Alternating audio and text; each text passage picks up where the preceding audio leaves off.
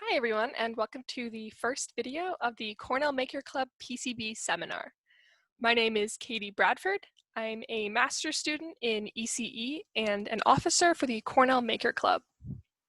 I've been designing PCBs for about 4 years now, and I first learned through my project team here at Cornell.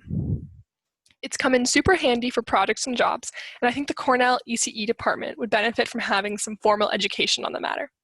That being said, any person trying to design projects, formalize prototypes, or work on hardware systems would benefit from at least a base level knowledge about PCB design. So, what is a PCB, and why would you want to take the seminar? A PCB is a printed circuit board which connects electrical components on a single board without the need for wiring. Rather, the wiring is all internal to the board in the form of etched copper. There are PCBs in almost every device you have, from your phone to your computer to your watch, etc. When you first design some electrical circuit on a breadboard, you can polish that circuit by transferring it to a PCB. Some quick terminology to go over quickly include schematic and layout. You may be familiar with schematics, which are basically circuit diagrams. The schematic represents the logical connections between the electronics components' inputs and outputs. The layout is the physical placement and connections between components on the actual physical PCB. These terms will come up a lot as they are the two core steps of PCB design. Although PCBs are often covered by a case or a mechanical enclosure, you may have seen some of these common PCBs on your electronics journey thus far. An Arduino is a PCB built around the ATMega microcontroller. We'll talk more about microcontrollers and how they play a role in PCB design more later down the road. There's a class on microcontrollers at Cornell, ECE 4760 with Bruce Land. Arduinos are often used as teaching tools or for prototyping electronics before making a more custom system. They are completely open source, so you can make your very own custom Arduino by the end of the seminar. Another common PCB you may have seen while making electronic projects is a Raspberry Pi. This is more advanced than an Arduino, with an entire computer all on one board. They run Linux and have a whole suite of advanced peripherals. To learn more about this, check out ECE 5725 with Joe Scavira. So, this workshop has been designed as my master's project to bring PCB education to Cornell ECE. It is intended to be completely introductory, so if you've taken any circuits class or at least a physics class that went over resistors, capacitors, inductors, and how to use those in circuits, you should be all set to take this course.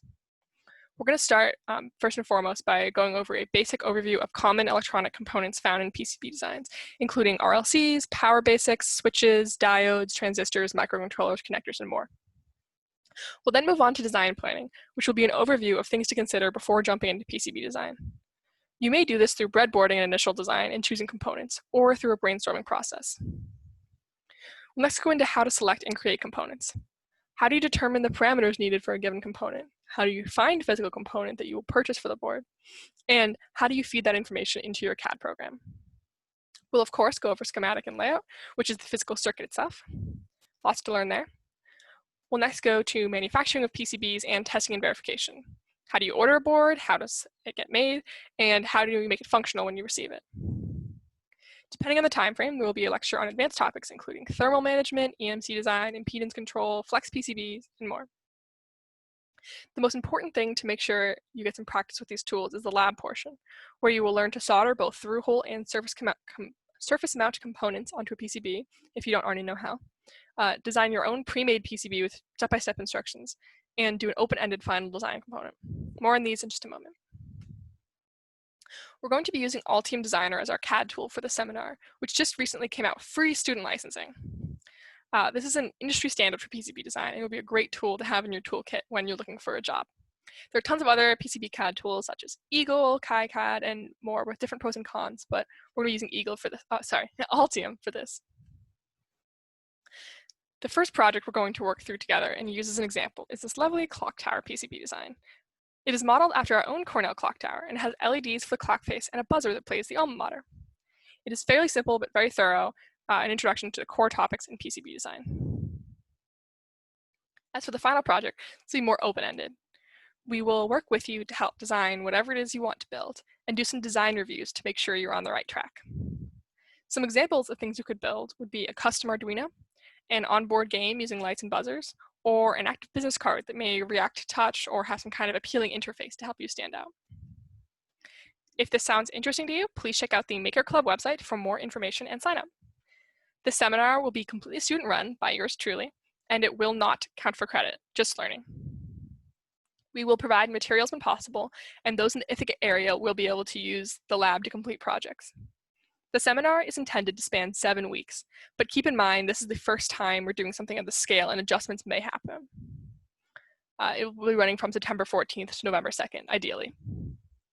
I will be posting asynchronous videos each week, along with suggested follow-along activities to make the clock tower PCB, and I will hold weekly office hours based on demand for questions and assistance.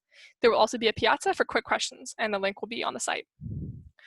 I'm going to be capping enrollment for this at around 20 people, so I'm not getting in too far over my head, but all the videos and project materials will be posted publicly on the site.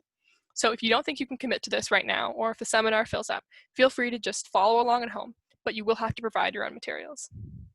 Thanks for checking this out. I hope to work with you soon. Please feel free to contact me or the Cornell Maker Club with any questions.